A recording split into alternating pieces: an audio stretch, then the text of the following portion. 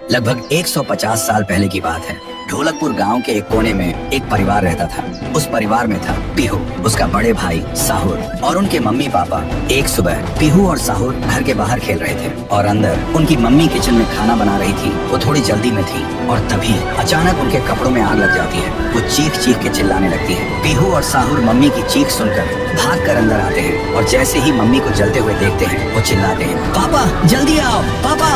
पापा भाग कर आते हैं लेकिन मम्मी को बचाने के लिए जैसे ही हाथ बढ़ाते हैं उनके कपड़ों में भी आग पकड़ लेती है और कुछ ही सेकंड्स में दोनों जलकर राख हो गए। पीहू और साहुर सिर्फ देखते रह गए जैसे पूरी दुनिया ही खत्म हो गई।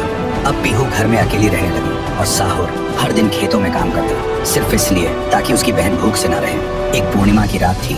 साहुर खेतों से काम करके घर लौट रहा था। तभी उसकी नजर जाती है एक घर की खिड़की पर। वो देखता है एक आदमी किसी का खून कर रहा था। ये देखते ही साहुर के पैर कांपने लगे और जैसे ही वो पीछे मुड़ता है एक और आदमी हाथ में खंजर लेकर खड़ा था। वो आदमी बिना कुछ कहे साहुर पर वार कर देता है। फिर गांव के लोगों को इकट्ठा करते हैं और वही आदमी चिल्लाता है, ये लड़का मेरे घर में घुसकर चोरी कर रहा था और जब मैंने रोका तो मुझे ही मारने की कोशिश की। अब आप लोग ही बताओ इसके साथ क्या किया जाए। गांव वाले गुस्से से भड़क उठते हैं और चिल्ला के कहते हैं, इसे उस पेड़ पे जिंदा उल्टा लटका दो। साहुर गिड़गिड़ाता है, मैं बेकसूर हूँ, मैंने कुछ नहीं किया। लेकिन गांव के किसी ने भी उसकी एक ना सुनी। उधर उसकी बहन रात भर उसका इंतजार करती रही और सुबह जब वो उसे ढूंढने निकली तो देखती है उसका भाई गांव के बीच वाले सूखे पेड़ से उल्टा लटका हुआ है। ये देखते ही पीहू टूट जाती है, जोर जोर से चीखने लगती है और उसकी चीख पूरे गांव में गूंज जाती है। फिर गांव वाले पीहू को भी चोर का बहन कहकर गांव से निकाल देते हैं और तब से साहुर की आत्मा उस पेड़ के अंदर समा गई थी